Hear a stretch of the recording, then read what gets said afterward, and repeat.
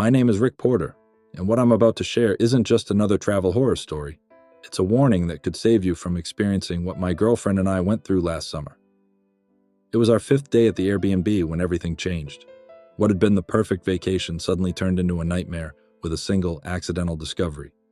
You're not going to believe what I just found in our rental, and I'm absolutely sick thinking about the past 5 days we've spent here. The trip had started perfectly. After months of saving up and planning, my girlfriend Emma and I had finally booked a 10-day getaway to a charming downtown Chicago apartment. We both needed this break, me from my exhausting job at the hospital and Emma from her final semester of grad school. The listing had everything: great location, reasonable price, and dozens of 5-star reviews praising the host, Michael, for his hospitality. When we arrived last Saturday, the apartment exceeded our expectations. Spacious living room with a comfortable sectional, fully equipped kitchen, and a bedroom with the most comfortable mattress I'd ever slept on. Michael had left a welcome basket with local snacks and a bottle of wine. There was even a handwritten note with recommendations for nearby restaurants. The first few days were blissful. We slept in late, explored local cafes, went hiking in a nearby state park, and spent evenings cooking together and watching movies on the living room couch. Emma commented that it felt more like home than a rental. We had completely settled in. On Wednesday night, we had dinner at one of Michael's recommended restaurants and came home slightly tipsy after splitting a bottle of wine. We fell asleep almost immediately, sleeping through our usual morning routine. Thursday, day 5, started with me waking up with a pounding headache. I got up to search the bathroom cabinet for some aspirin, climbing onto the counter to reach the high medicine cabinet. As I was fumbling around, I knocked into the smoke detector on the ceiling, and it shifted slightly. That's when I noticed something odd. A small black lens in the corner of what should have been just a regular smoke detector. My stomach dropped. I looked closer, and there was no doubt. It was a camera, pointing directly at the shower and toilet. My hands started shaking. If there was a camera in the bathroom, where else might they be? Suddenly feeling exposed, I slipped back into the bedroom where Emma was still sleeping and gently woke her up. "Don't freak out," I whispered, "but I think there's a hidden camera in the bathroom." She sat up immediately, fully alert. "What? Are you serious?" I nodded. "We need to check the rest of the apartment. Quietly." We spent the next hour methodically examining every room.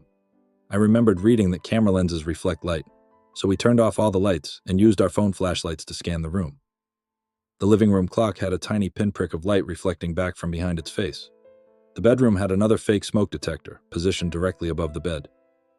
The kitchen had what looked like a USB wall charger, but with a small camera built into it. 4 cameras that had been watching us for 5 days. Cooking, eating, showering, sleeping, being intimate, all potentially recorded without our knowledge or consent. Emma ran to the bathroom and threw up. I sat on the edge of the bed trying to process everything. We had been here for 5 days. 5 days of complete vulnerability, thinking we were alone when we weren't. We had danced in the kitchen in our underwear. We had walked around naked after showers. We had been completely ourselves, completely exposed, when someone had been watching the entire time. "I'm documenting everything," I continued in my video, carefully showing each hidden device without touching them. "Because this isn't just disgusting, it's illegal." With shaking hands, I called Airbnb customer support and reported what we'd found. The representative was immediately concerned.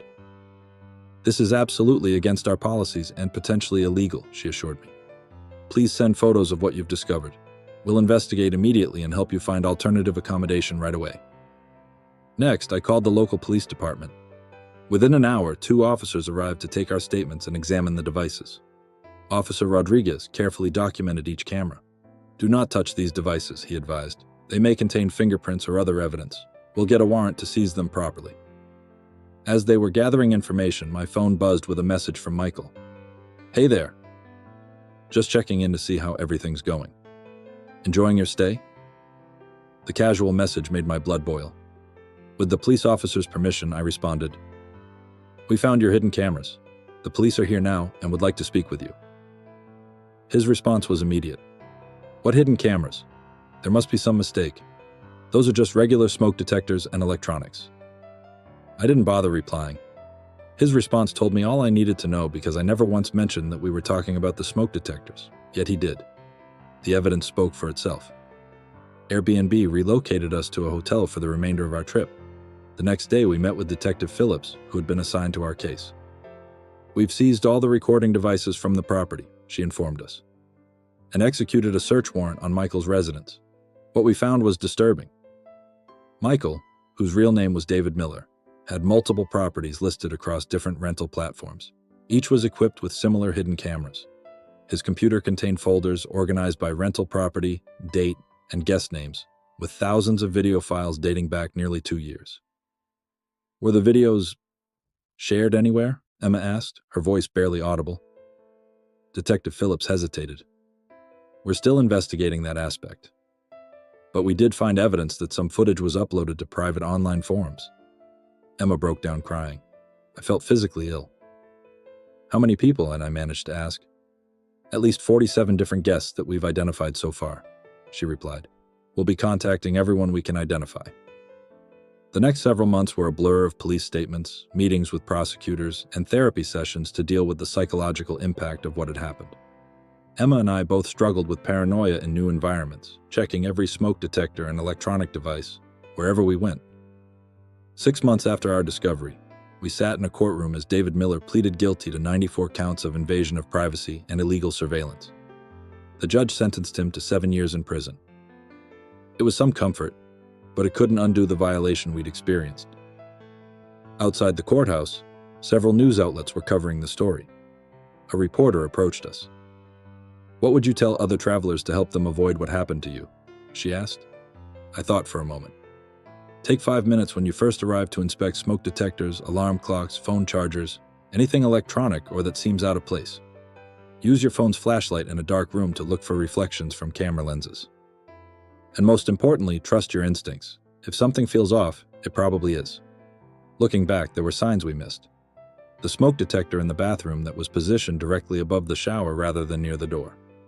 The perfectly positioned bedroom smoke detector with a clear view of the entire bed. The oddly placed clock that faced the couch instead of being visible from it. We had been so caught up in the excitement of our vacation that we didn't notice these red flags. For 5 days, we lived in blissful ignorance while our most private moments were captured on camera. I still take vacations and still use rental properties, but now I have a routine. The first thing I do when arriving somewhere new is check for cameras. It takes 5 minutes, but it's worth the peace of mind. Our story made the local news and was picked up by several national outlets. Since then, I've received messages from dozens of people who found hidden cameras in their rentals after hearing our story and knowing what to look for. That's why I'm sharing this with you now. Not to scare you, but to empower you. Because no one should ever have to experience the violation we did. No one should ever have to wonder who might have seen their most intimate moments. So that's what happened, everyone.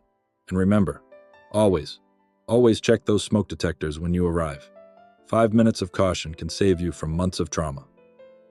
I would like to hear from you. Can anyone identify with my story? Let me know in the comments below. Stay safe out there and see you next time. Thanks for watching, and please like, share, and subscribe to this channel, and I will see you in the next video.